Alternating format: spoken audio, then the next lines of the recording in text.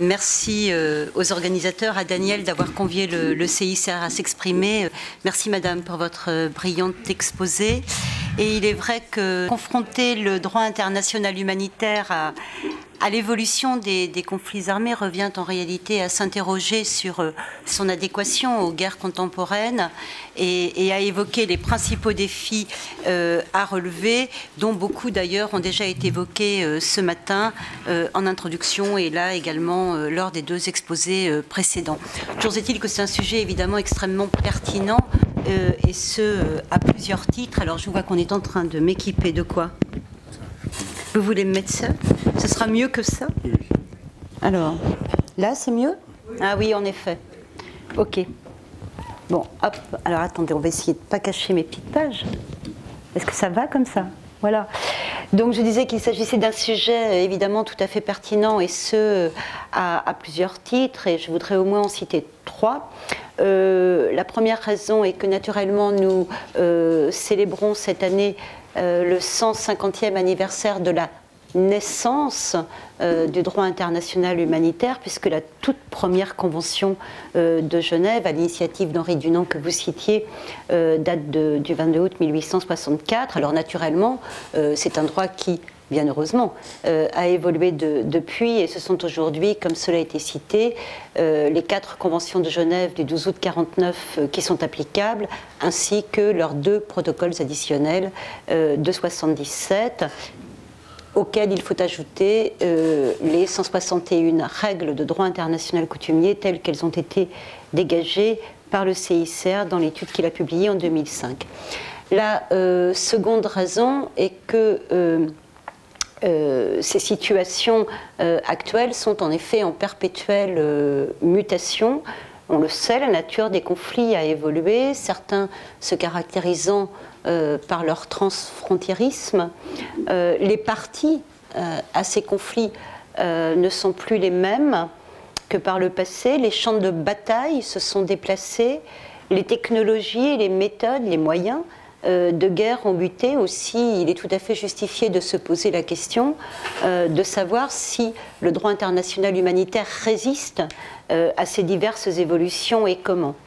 Et dans la ligne en fait de ce qui a déjà été esquissé dans les introductions de ce matin, c'est vrai, permettez-moi d'ajouter que le contexte tout à fait atypique, même si finalement très prévisible, que nous vivons en cet automne 2014, qui bouleverse encore davantage les cadres et qui, quelque part, ébranle les certitudes, conduit finalement à se poser la question de savoir aussi si le droit international humanitaire, c'est-à-dire que ça pose non seulement la question de la pertinence du droit international humanitaire, mais en tous les cas, ça pose la question de sa véritable adéquation à ces contextes. Alors je veux bien entendu parler en mettant plein de guillemets, de la guerre contre le terrorisme, qui selon certains serait même mondiale. Et ce que je constate, c'est que, en tout cas, c'est une expression, ce sont des concepts qui pendant longtemps, et notamment évidemment après 2001, ont été décriés, mais qui me paraissent, ou qui semblent aujourd'hui bénéficier, en tout cas décomplexer et bénéficier en effet d'une certaine, je ne sais pas comment dire, mais en tous les cas ça passe bien dans les mœurs sans qu'il y ait une grosse réaction, et ceci me semble représenter en tous les cas un enjeu des plus considérables certainement au regard des fondements même du droit international humanitaire. J'essaierai d'y revenir à la fin de mon exposé. En tous les cas, on le voit, 150 ans après la création du droit international humanitaire, on s'aperçoit qu'en effet les principes fondateurs de ce droit, et le premier d'entre eux, le principe d'humanité, demeure cruellement actuel, et en tout cas qu'ils doivent être absolument protégés et défendus. Mais en tous les cas, il est certain que probablement on doit s'interroger à minima sur le champ d'application du droit international humanitaire au regard des situations contemporaine, situation auquel probablement Henri Dunant et ses complices de l'époque ne songeaient pas lorsqu'ils ont élaboré la première convention de Genève. Si vous le permettez, j'essaierai de revenir sur tous ces points, soit à la fin de mon exposé, soit dans les questions. Une troisième raison qui, je pense, il ne faut pas perdre de vue, est que le droit international humanitaire est évidemment par essence, et aussi parce que Dunant l'avait écrit, d'ailleurs c'était les deux axes de son opuscule Un souvenir de Solferino, que le droit international humanitaire ne doit absolument pas, enfin n'est pas déconnecté de l'action humanitaire.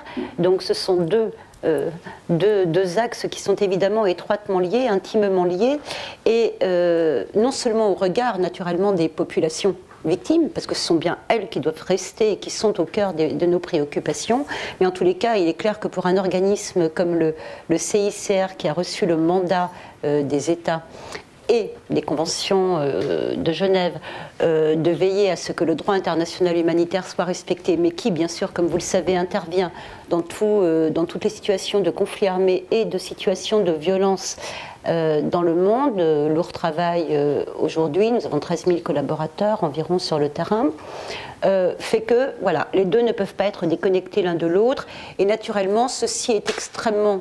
Cette connexion est extrêmement proche de la question que vous souleviez, Madame, de la nécessaire mise en œuvre, de la conformité, j'allais dire d'une mise en œuvre fidèle, conforme, des dispositions de ce droit international humanitaire, dont je rappelle qu'il a effectivement pour vocation de protéger non seulement, si je puis me permettre, les personnes civiles, mais toutes les personnes qui ne participent pas ou qui ne participent plus aux hostilités, donc y compris les combattants désarmés, arrêtés, détenus, malades. Ça a toute son importance aujourd'hui. Et ce droit international humanitaire qui quand même bénéficie, au moins pour les 4 conventions de Genève, d'une quasi-universalité. Donc ce n'est pas tout à fait vrai pour ces protocoles additionnels, mais presque. Mais en tous les cas, on parle du droit international humanitaire comme d'un droit qui est universel, mais qui est aussi obligatoire et contraignant. J'essaierai d'y revenir. Pour autant, même si, malgré tout cela, j'allais dire, est-ce que la question, et même si la question de la pertinence doit être posée, est-ce que ça fait pour autant du droit international humanitaire un droit qui serait désuet ? Alors pour ma part, je ne le pense pas. Je ne le pense pas, ne serait-ce que parce qu'il ne fait que développer un certain nombre de principes, comme je l'ai dit, de principes dont le premier d'entre eux est le principe d'humanité. Donc il faut quand même veiller à ne pas complètement ébranler le système. Donc certes non. Et en tous les cas, de mon point de vue, il faut de toute manière veiller à ce que ce qualificatif de désuet, d'inadéquat, d'inadapté, ne dissimule pas seulement un argument qui serait juste destiné à écarter l'applicabilité du droit international humanitaire dans certaines circonstances pour des motifs qui seraient très étrangers, en tous les cas, au vocable humanitaire. Et même si on doit se poser la question, bien sûr, de l'adéquation, ce que je vais faire. Alors, avant de lister ces principaux défis, permettez-moi quelques constats qui, du reste, vont revenir sur, encore une fois, certains des précédents. Donc, quelques constats. D'abord, le premier, c'est que les conflits armés, en effet, et les situations de violence armée ne faiblissent pas. Vous l'avez dit, on le constate, c'est une multiplication. L'année 2014, comme les précédentes, a été une année dure, éprouvante pour tous et en particulier pour les victimes. Et vous l'avez rappelé, c'est le conflit en Syrie, une des crises les plus violentes et les plus dramatiques que l'on ait connues depuis longtemps. Puis cet été, les combats qui ont subitement violemment repris en Israël à Gaza. En Europe aussi, à nos portes, en Ukraine. C'est un conflit armé qui oppose la Russie et l'Ukraine suite, donc vous l'avez rappelé, en février à la crise dite de Crimée. Parallèlement, c'est maintenant depuis longtemps, mais c'est de nouveau maintenant l'Irak qui est en proie donc à un conflit un peu d'une autre dimension, celui évoqué dans mon introduction et sur lequel je reviendrai, sans parler effectivement de la Libye, du Sahel.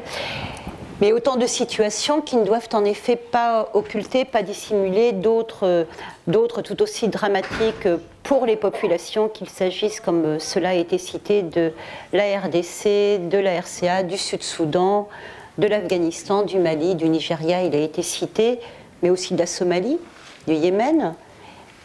Et puis bien d'autres encore, je pense à la Colombie, où malheureusement les violences persistent. Enfin, le CICR, pour sa part, est présent dans quelques 80 pays, et en Birmanie, aux Philippines. Enfin voilà, la liste est extrêmement longue. Et quand je dis la liste des pays où les populations sont confrontées à des situations soit de conflits armés, soit de violences armées qui n'atteignent pas, j'allais dire, le seuil requis par le droit, mais qui quand même subissent ces violences. Donc le nombre de pays, le nombre de situations où les populations requièrent des réponses qui soient urgentes et adaptées est extrêmement longue. Donc autrement dit, je veux mettre là, donc sur ce premier point, je veux mettre là l'accent sur une multiplication probablement sans précédent pour l'été 2014 et en tous les cas en parallèle, en divers endroits de la planète, de conflits qui se succèdent, se chevauchent, s'ajoutent donc à des situations qui perdurent partout dans le monde et qui nécessitent toutes des opérations de grande envergure, des réponses rapides, adaptées aux besoins humanitaires et donc une approche la plus fine possible, la plus précise de ces situations. Dans ces contextes, il est bien clair, qui se doublent d'ailleurs le plus souvent de très hautes tensions intercommunautaires, dans ces contextes, il est donc très clair que ce sont les victimes, les populations civiles, pardon, qui subissent de plein fouet des violations directes du droit international humanitaire, que les personnes soient déplacées, séparées de leur famille, blessées, tuées, qu'elles voient leur village détruit, violences sexuelles, vous en avez parlé aussi. Bref, la liste est longue et c'est là mon second constat qui est de manière générale l'accroissement de la part prise par le civil, par la personne civile. Alors certains parlent de civilinisation, mais je ne trouve pas que ce soit un terme extrêmement heureux. Disons de la part prise par le civil.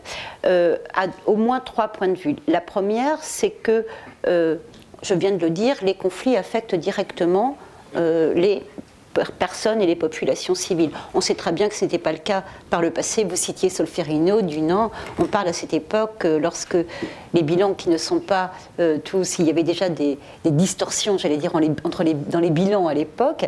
Mais enfin, dans certains bilans, on décompte sur les bilans qui vont de 6 000 morts à 40 000, mais on décompte en tout cas un seul civil, une seule personne civile. Hein, alors que maintenant, c'est tout à fait l'inverse, on le sait. Donc, les conflits affectent directement les populations civiles. La seconde raison, enfin, il n'y en a pas que 3, hein, mais je vais très très vite. La seconde, c'est que les conflits, on le voit bien, se déroulent le plus souvent en zone urbaine.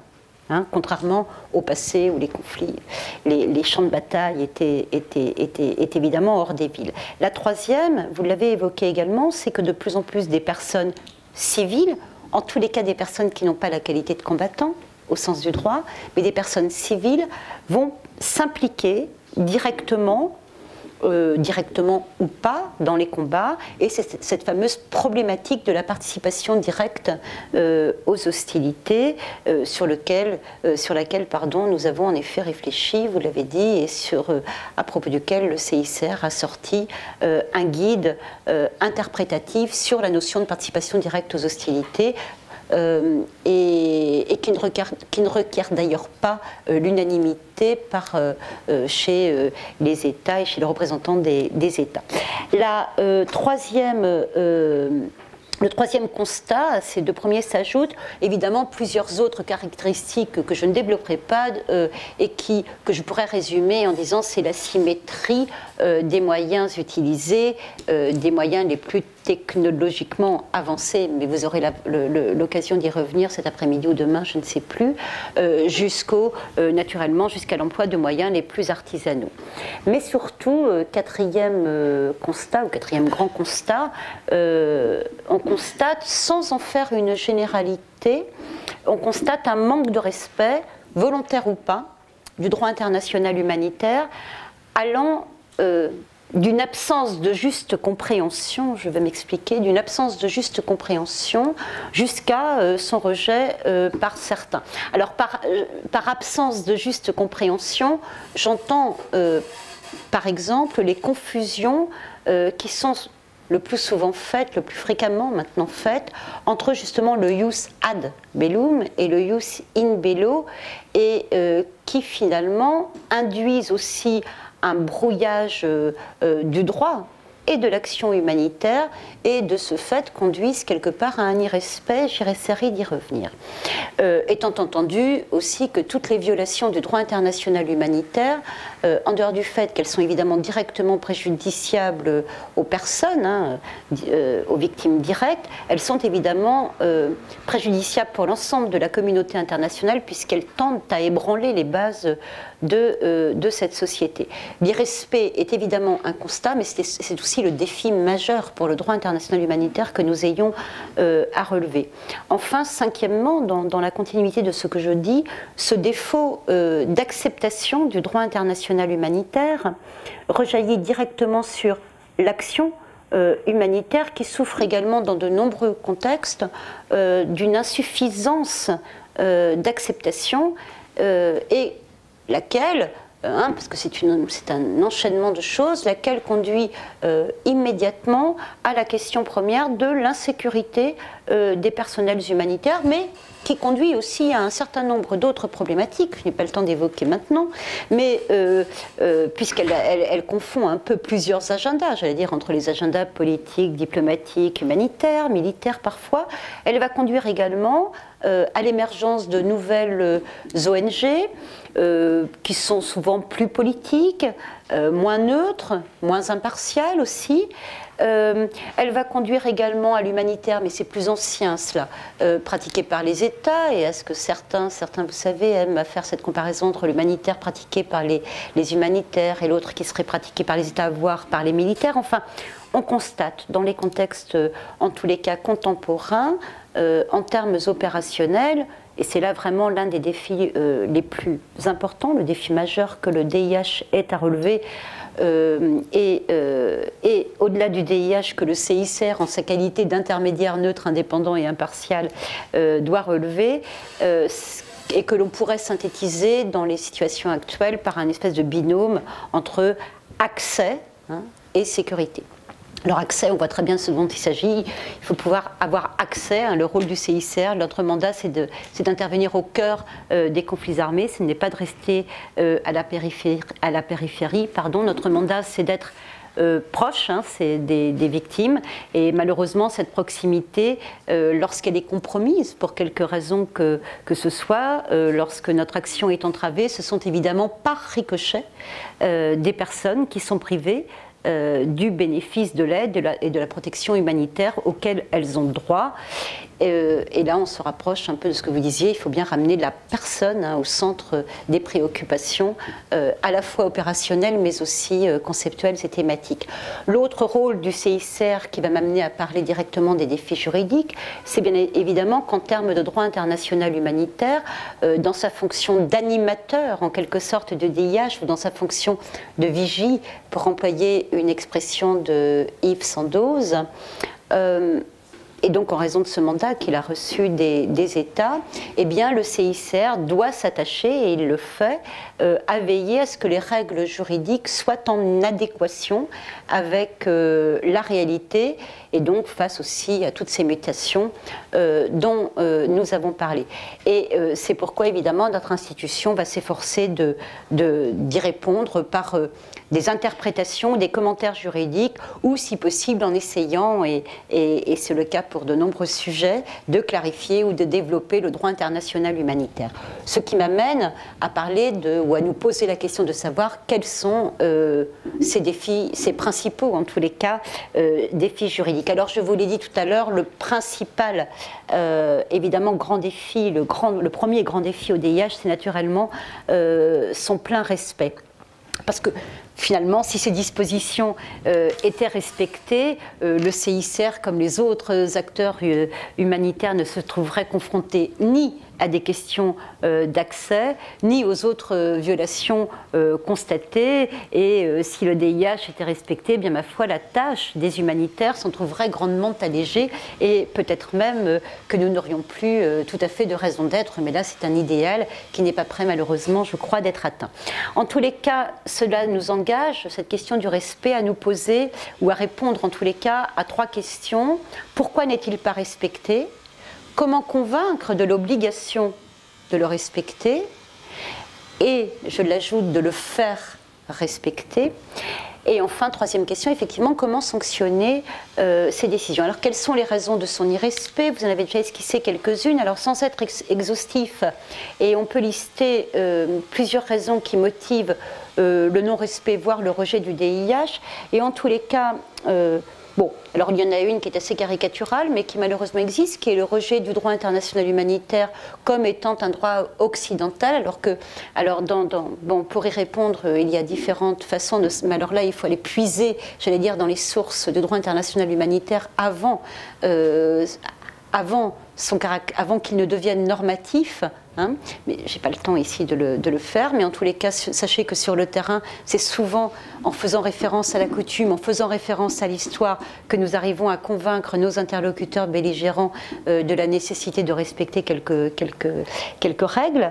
La seconde, qui n'a pas encore, je crois, été complètement évoquée, on a beaucoup parlé des États, mais c'est la question de l'opposabilité des règles conventionnelles et coutumières aux groupes armés non étatiques. Et comme vous le savez, la plupart des conflits actuellement sont des conflits qui sont non internationaux, hein, qui opposent un ou plusieurs États à des groupes armés non étatiques. Donc la question de l'opposabilité de règles qui ont été évidemment écrites par des États peut leur poser problème. Et enfin, une troisième raison, encore une fois, cette liste est loin d'être exhaustive, c'est donc celle, la principale critique, selon laquelle ce droit international humanitaire serait tout à fait inadapté aux situations armées, aux situations conflictuelles contemporaines, ce dont, encore une fois, je dis qu'il faut se méfier. Alors, comment convaincre de la pertinence et de l'obligation de respecter ce droit international humanitaire et de le faire respecter? Alors, clairement, pour y répondre, il faut d'abord qu'il soit connu et compris, c'est pour moi la première exigence. Et puis enfin, qu'il soit applicable, c'est la condition première. Si j'ai encore le temps de revenir là-dessus, première exigence, il faut que les règles soient connues. Hein, pour être respectées, ça pose évidemment la question de la prévention et du développement de la connaissance. Qu'il soit compris, j'en ai un peu parlé tout à l'heure, c'est la question de l'acceptation, parce que clairement, toutes les personnes, enfin tous les acteurs n'ont pas la même compréhension, par exemple, du principe d'humanité. Et donc des autres principes qui en découlent. Et si on commence à mettre en cause ou à remettre en cause tous les principes qui sont à la base évidemment du droit international humanitaire, ça tend à démolir toute cette philosophie qui a été élaborée. Je ne prendrai qu'un seul exemple pour illustrer ceci. Suite à une étude effectuée par le CICR sur 23 pays entre janvier 2012 et juillet 2014, nous avons constaté, j'ai pris le chiffre ce matin, 2300 incidents liés à, qui affectent la fourniture de soins de santé, l'accès aux soins de santé, la destruction directe d'hôpitaux et également des attaques directes contre les personnels de secours. C'est ce qui a d'ailleurs. Alors ça, dans tous les pays, hein, il n'y a pas un pays, enfin, dans tous les pays confrontés, j'allais dire, à des conflits armés, l'accès aux soins de santé est une question qui demeure la plus problématique. Pourquoi? Parce qu'il est difficile parfois de faire comprendre à une partie, à un conflit, qu'elle soit étatique ou non étatique, hein, qu'au nom du principe d'humanité, toute personne, même ressortissante de l'ennemi, de la partie adverse, que cette personne soit civile ou combattant des armées, blessé, malade, a droit à être soigné. Voilà, c'est le principe d'humanité qui est à la base du droit international humanitaire, c'est le principe d'humanité qui a conduit Henri Dunant à son souvenir de Solferino et à construire le droit international humanitaire qui est aujourd'hui ébranlé, remis en cause. Voilà, je voulais au moins parler de cela. Donc parallèlement à l'absence de connaissances ou de bonne compréhension, je vous ai parlé de l'absence de bonne compréhension du droit international humanitaire, et c'est ce que j'appelle donc ce brouillage humanitaire à cause comment dire, d'une espèce de confusion des normes que malheureusement l'on constate souvent. C'est quoi eh bien, c'est actuellement la résurgence, par exemple, de la théorie de la cause juste. C'est l'opérationnalisation, de cette fameuse responsabilité de protéger, et bien d'autres facteurs encore qui, encore une fois, conduisent à confondre deux branches du droit qui sont distinctes, le droit international humanitaire d'une part, et le droit que Mario Bettati appelle droit de New York, droit de l'ONU, d'autre part. Je crois qu'on ne répétera jamais assez que le droit international humanitaire n'a pas vocation à régir la guerre, à interdire ou à autoriser ou à légitimer la guerre. Telle n'est pas sa vocation, vraiment, ça c'est le droit de l'ONU dont vous avez largement parlé tous les deux. La seule vocation du droit international humanitaire est encore une fois de poser des limites à la guerre. Comme le dit Éric David, on peut faire la guerre, mais on ne peut pas la faire n'importe comment, contre n'importe qui et contre n'importe quoi. Si on voulait résumer, en gros, le droit international humanitaire, c'est cela. Pour autant, il est vrai, je le disais tout à l'heure, qu'il n'est parfois pas aisé de distinguer, et au regard de la RDP, c'est particulièrement vrai, il n'est pas aisé de distinguer entre les agendas politiques, militaires, humanitaires, des uns des autres, et au fond, permettez-moi de poser deux questions. Dans un tel contexte, et en dehors même de la pertinence ou pas du droit international humanitaire, est-ce que ce n'est pas finalement, je parle de la R2P, tout un pan de population qui devrait être protégé par le droit international humanitaire qui finalement risque d'être oublié ? Et particulièrement les personnes désarmées.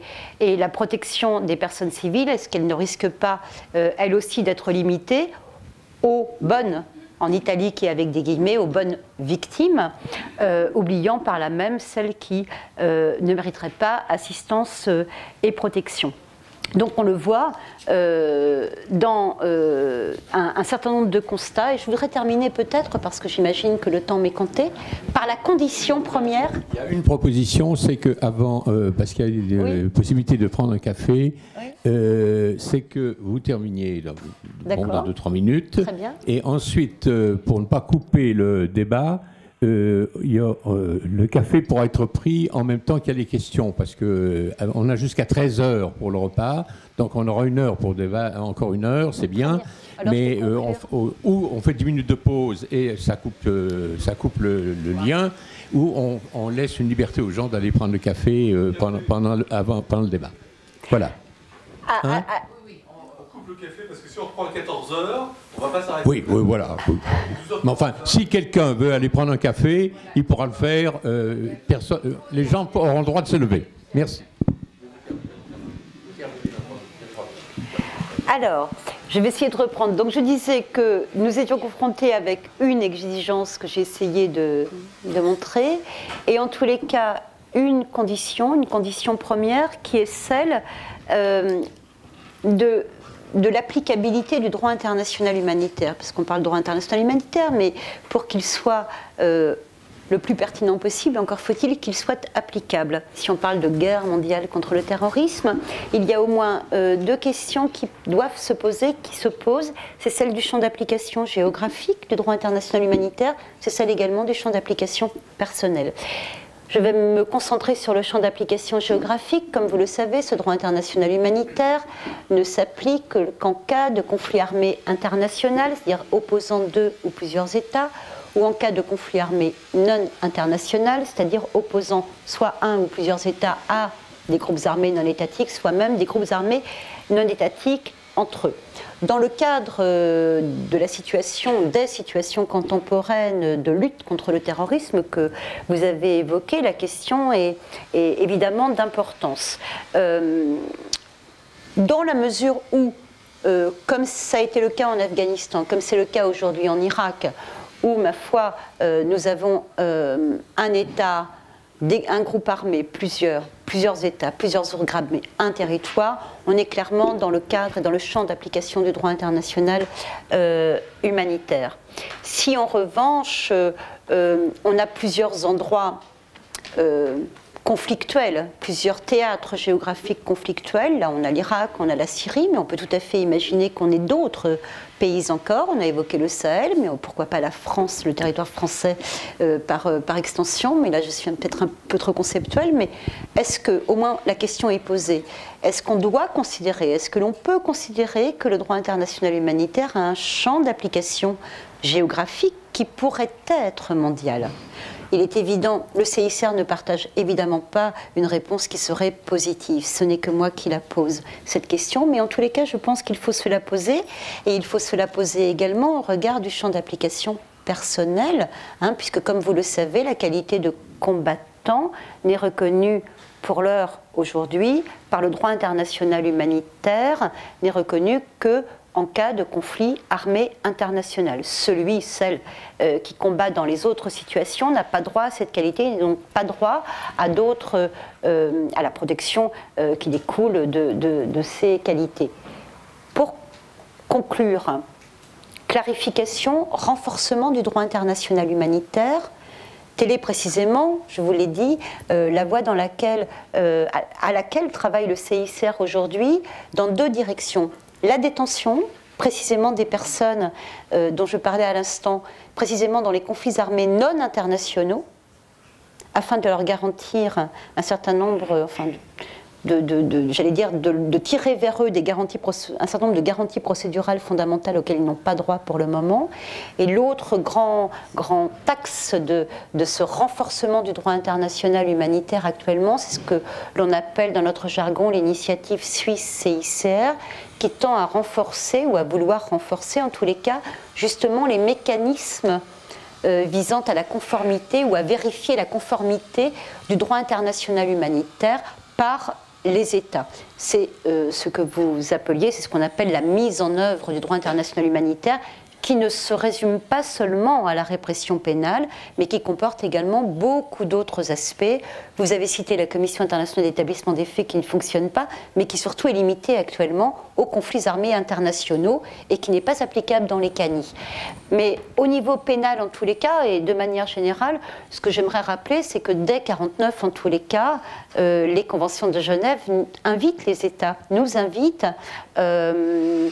à poursuivre, arrêter, juger, condamner, enfin, compétence universelle est inscrite dans les conventions de 49. C'est simplement parce que les États ont mis un peu de temps, j'allais dire, ont mis du temps, beaucoup de temps avant que ça ne rentre dans les mœurs. C'est peut-être aussi parce que nous n'avons pas trouvé de juges suffisamment, enfin de magistrats suffisamment audacieux. L'affaire que vous rappeliez, que vous indiquiez tout à l'heure, me rappelait une affaire plus ancienne où nous nous étions heurtés dans le cadre d'une association